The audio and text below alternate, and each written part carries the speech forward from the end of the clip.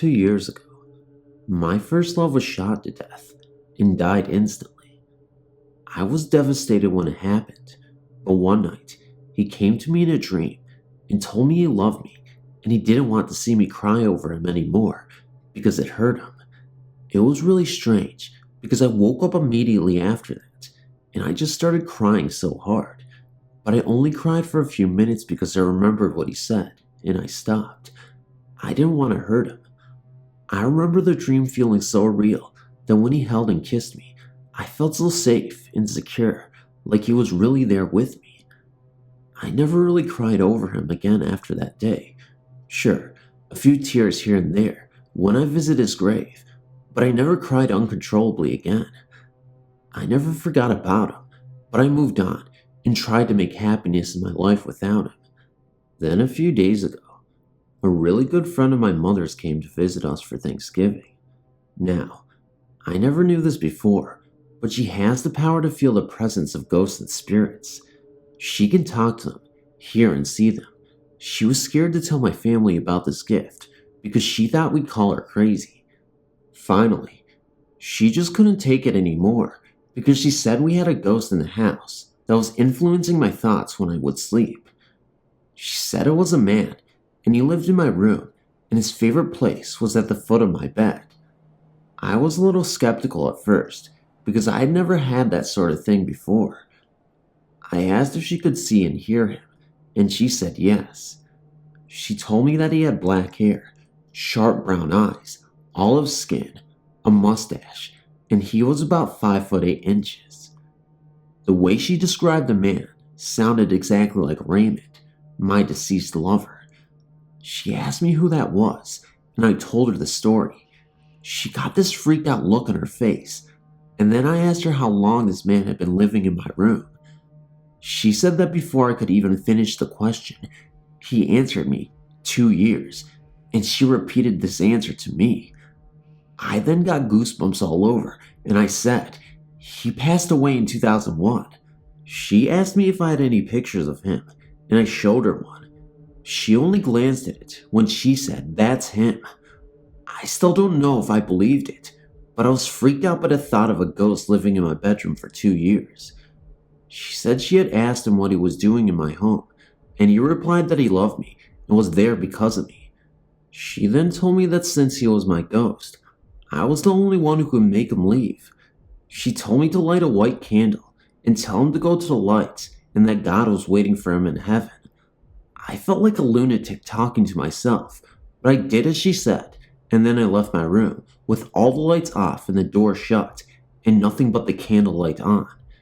She went into my room about an hour later and she saw him standing there. She then asked him, what are you still doing here? He told her that he couldn't go to heaven because he's done too much bad in his lifetime and God will never forgive him. She assured him that wasn't true and said that God loves all of us and will always forgive us no matter what we do, as long as we ask for his forgiveness. She then told him to think about that because God is waiting for him, and she left the room. About an hour after that, I returned home and we went to check if he was still there. Sure enough, he was there at the foot of my bed. I told her that I wanted to talk to him and asked him why he was there. Raymond was a gang member and was killed by the cops for reasons unclear to me at the time. I just knew that he was too good of a person and had too big of a heart to have done anything to deserve death. I never really had a sense of closure regarding his cause of death, and I felt the real story was being hidden and no one would ever find out what really happened. Only the people who were there knew his death. Well, he started out talking about a teen named Joey that had gotten killed about a week before Raymond. He said that he wanted to know that he had never hurt Joey, but Joey had tried to hurt him with a blade of some sort. Raymond's uncle Eddie, who was a gang leader, ordered the gang to go after Joey, who was from a rival gang. They did, and they shot him to death. Raymond said he had nothing to do with Joey's death, but that Joey's ghost had come for Raymond to get revenge on his uncle Eddie. Raymond said he was done wrong by his own family because his uncle Eddie and Aunt Christian knew that Raymond was going down, and they never warned him or said anything to anyone to help him out. They just let him die. I didn't really understand what he meant by this, since he said he was killed by the cops and not a rival gang member. But I knew it was really him because of all the names he had said. I knew that my mom's friend could never have just known those names or made them up, and for the most part, it made sense, except for the part about his aunt and uncle knowing that it was going down. They were both present when he was killed though, so maybe that had something to do with what he said. He said that they had betrayed him and they were no longer his family because family wouldn't have done that to him. He just wouldn't tell me exactly how they did him wrong or what they knew that they never warned him about. He said he was very hurt to find out that two people he had cared so much for had done such a heartless thing to him. He said he just wanted to know this so I would know that he didn't deserve to die and he would never hurt anyone or tried to hurt anyone, that he was set up by his own uncle and aunt. He also said that if his friend had known what was going on, he would have still been alive today. Leah, my mother's friend, couldn't make out the name of the friend he was talking about, so he said, the one with all the kids. Right then, I knew he was talking about my best friend Javier. He said he only told me all of this, so I would know the truth and would never think of him as a bad person. What he didn't know was that I never did think of him as a bad person, and I knew, deep down inside, that he didn't deserve to die the way he did, or at the time that he did. Before he passed away, we were going through a lot of problems because he had cheated on me with another woman. He told me that she really never meant a thing to him, but that she threw himself at him, and guys will be guys. He said that we were supposed to get back together and get a house together, and I was supposed to leave his son. He said he wasn't ready to go yet, and he had plans for us, and that was why he chose to stay with me all this time. He just felt comfortable with me there. Leia had told me that since he died so suddenly, he never knew he was dead, and therefore had not crossed over yet, and had been trapped here on Earth. He said that he never meant to hurt me in any way, and that I was his true love. What was really weird was about a year ago, 2002, I had a new boyfriend living with me, and he broke my heart. I still get sad about him and miss him occasionally, and Raymond knew this. One of the last things he had asked Leia to tell me was that the man I was so heartbroken over wasn't even worth my time or tears, and that he could just never be good enough for me, so not to hurt over him anymore. He said he didn't like that guy, and that he never deserved me. He was just no good. Well, he was so right about everything he had told me in that whole conversation. At the time, I didn't know it for sure, but I just felt it inside, and I knew he wouldn't stay around for 2 years just to tell me lies. After he told me all of that, he said he didn't want to talk anymore because I should be able to figure out everything from what he already said. Leia and I then asked him to go to light and go with God.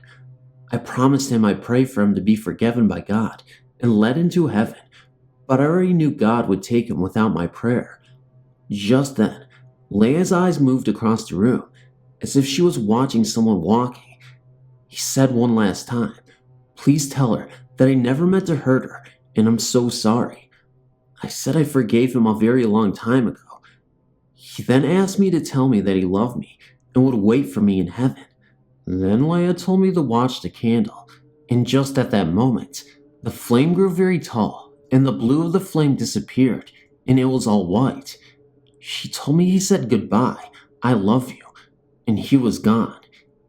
He just wanted to tell me those things, and wouldn't leave until he got the chance. I felt really happy after that, because I sent my love to heaven, where he belongs. This is a true story, and it was honestly the best experience of my entire life, which isn't too long, since I'm only 19. Even though I couldn't see him or hear him, I knew for a fact that he was right there with me, just from what he said and all the names he mentioned. I know I will never experience anything like this again, so I feel very special that he chose me. It really was crazy to go through that, but once I knew it was him, I wasn't so scared anymore. I actually felt happy that he stayed all that time, just to tell me how he felt and what really happened when he passed away. I felt even happier that I was the one who had sent him to heaven to be with God and be happy again. It may not make sense to you, but it did to me, because he was my first love and I knew him so well. I tried to follow his case and dig to find something on what really happened when he was killed, but never could, up until he told me.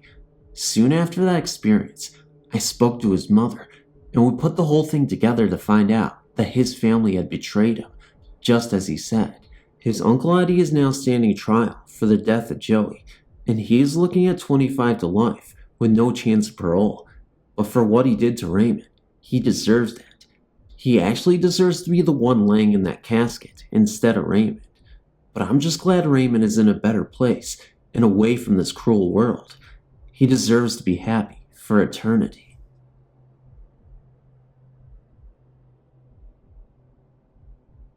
This happened over a span of time from June, my last visit on October 31st. When I first did a search in the Amity Hall Hotel in April 2003, I read about how back in the days of the PL canal system, canal travelers used to stay there. Then in the Civil War days, it was used as a hospital. Then only internet, which I thought odd. I've looked on the internet many times for historical information on Amity Hall. The first time I went there was June. My friend had been telling me about it, so we went with a group. I brought my camcorder and was outside with a girl that was scared to go in. My battery went dead in about 5 minutes. I thought it was weird because a relative had put the battery in the charger while running the camera off of house electricity, but later the battery charged and now it's just fine. That night we saw, in the corner of the L-shaped building, very small bluish lights. They went inside but reported nothing out of the ordinary. The first time I went into the house, 1 week later, was during the day. I'd wandered around it many times, during both day and night, and the most creepy place on the outside is a door at the end of a hall, which is locked shut. We, me and that same friend, were walking around it, looking for a door that was open, and I went around front and was standing on the porch, looking at the door. It was completely shut, and suddenly, which seemed odd to me, I had the notion to try it.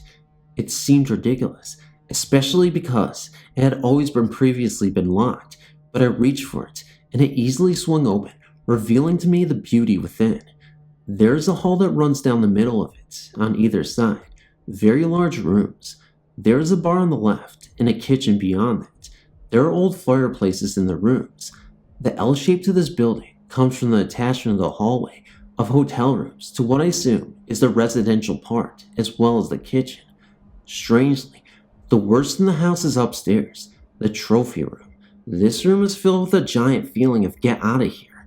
Nothing has ever been seen or heard in it by me, but I went in it once, and I'll never go in it again.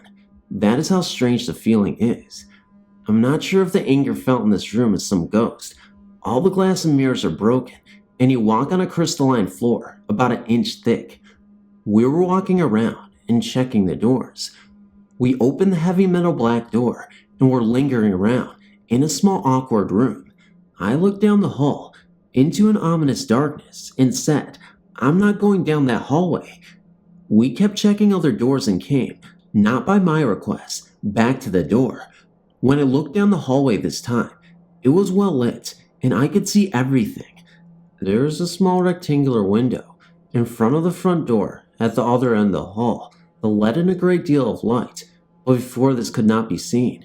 Before, I couldn't even see halfway down the hallway because it was so dark. We continued around checking doors because we didn't want to climb around the fallen antique soda machine that lays at an awkward angle, stuck between the steps themselves and the railing of the upper part of the staircase. It looks like it's ready to fall. We went to the door right in front of the stairs, which was locked before, and my friend, for whatever reason, reached out and opened it. She was also very determined to get into the hotel rooms, so we were climbing across the little porches, separated by railings, and after we already tried all the doors, she, without rhyme or reason, walked right up to the third one in and opened it with ease. Throughout the summer, we went back with equipment trying to get footage, but nothing works correctly around it.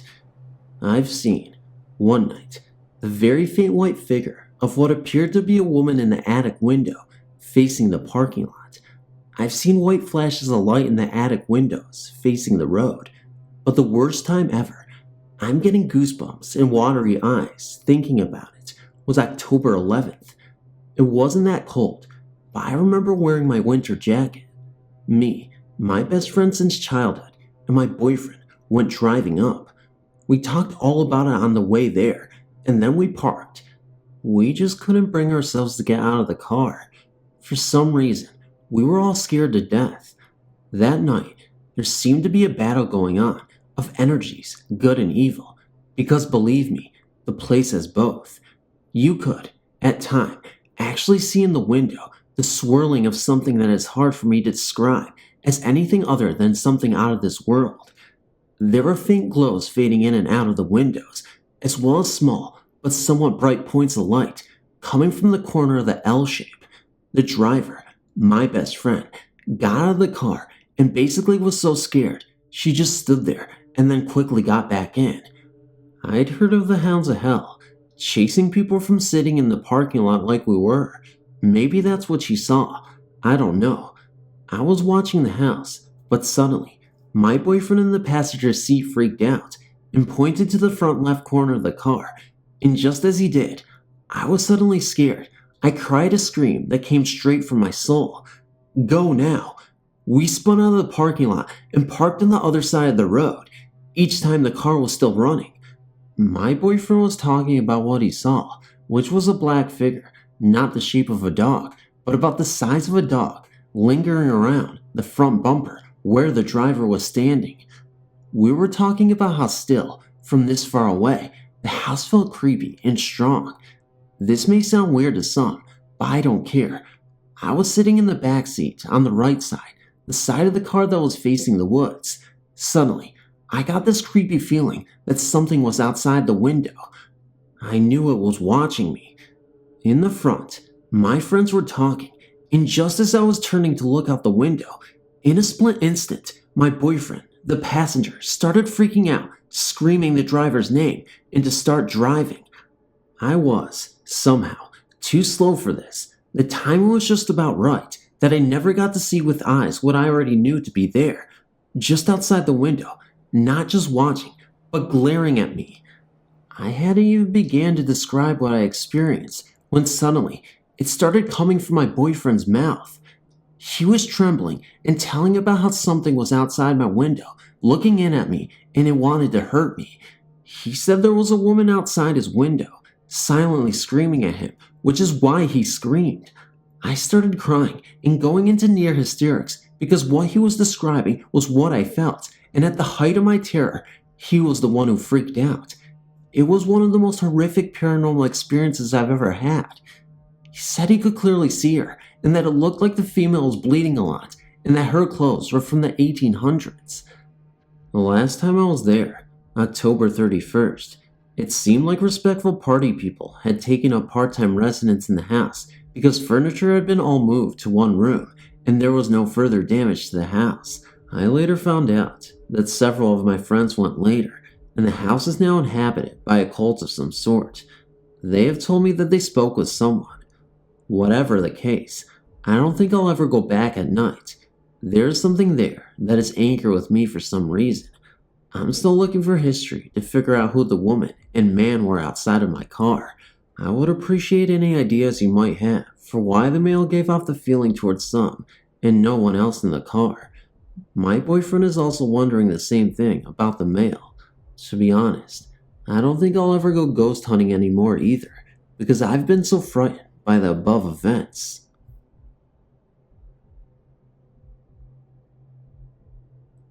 Well, I know loads of people send in stories about graveyards, and they never sound true, but this one I encountered was so scary, I didn't want to go out of my house for 5 months. Basically, my two friends, Ursula, Nikita, and I, were sitting on the wall of this graveyard we used to hang out in when I decided to take a visit to my friend, who is dead, in the cremation garden and have a talk to her. Nikita and Ursula knew I liked to spend time on my own, so they left me to it. After all, they were still in view.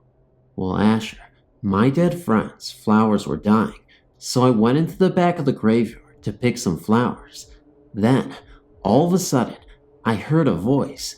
I thought nothing of it at first, just a hush cooing in the background.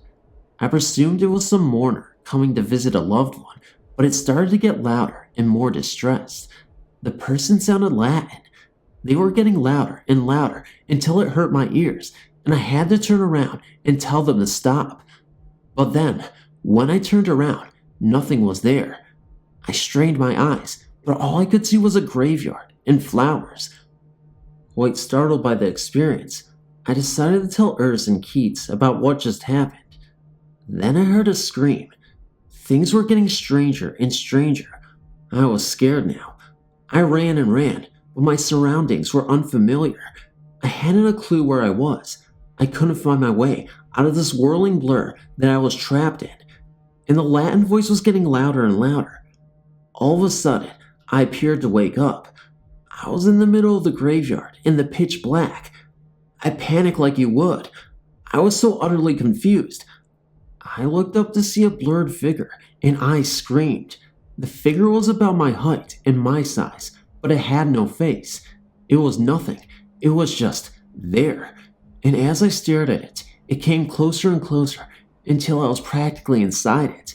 And it stopped dead in front of me. And then the Latin voice came back. Quiet at first, but louder it grew, louder and louder. I let it. The next thing I knew, the figure was fading and fading into nothing until that's all it was, just nothing. Eventually, police found me and rushed me to the hospital. They said it was just my anxiety hallucinating me, but I'm sure it was something more, something that won't leave my head. You see, every night when I go to bed, I say a Latin prayer and hope that the figure I see will rest in peace, but that didn't stop it from scaring the hell out of me. Please make sure you don't wake up at exactly 3:12, because I do, and I hate it. I see the figure at the foot of my bed, with a face and everything. She's a little girl, and she screams, silently, but she still does it, and it scares me. She hasn't hurt me yet, though. When the silence propels me, I reach up to the sky and I say to the people of the world, the audience, the members of YouTube, and the community, please subscribe to Phantom of Darkness. His stories are really cool, and he reads like he has no tone in his voice. He reads so monotone, and everybody that hates him because he's trolling himself, and he loves the fact that he trolls himself because it's fun for all games and entertainment.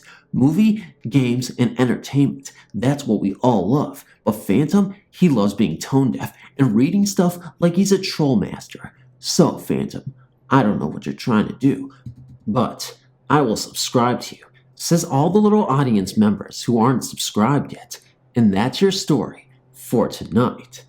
Okay guys, I've officially reached the loony bin once again, and like I said, I'm never coming out. So, everybody, just hope you enjoyed this story. This weird outro story that I made up completely, man. Anyway, guys, for real, thank you so much for, again, tuning in, and thanks for being patient. I know this is a Saturday, and this video got out to you on a Saturday instead of a Friday, which I apologize, but I would appreciate it if you liked this video, you shared it around, and, you did your best to really enjoy the stories, because I'm glad I'm your narrator, and it's a pleasure, but at the same time, I want to make sure the stories are as good as you can be. So hopefully you enjoyed this collection, this batch. I really like the last two. That were my personal favorites. So before I stop slurring my words, you guys in the comment section below, let me know which story you liked. I really like the graveyard story especially, but that's just me. Anyway, guys, good night, good morning, and I'll see you in the next video. Love you, and we're going to share the crap out of this video until I get demonetized and people get mad at me. So, I don't know how people get mad at me for demonetizing a video, but anyway, I don't even know what I'm saying anymore, guys. Bye-bye.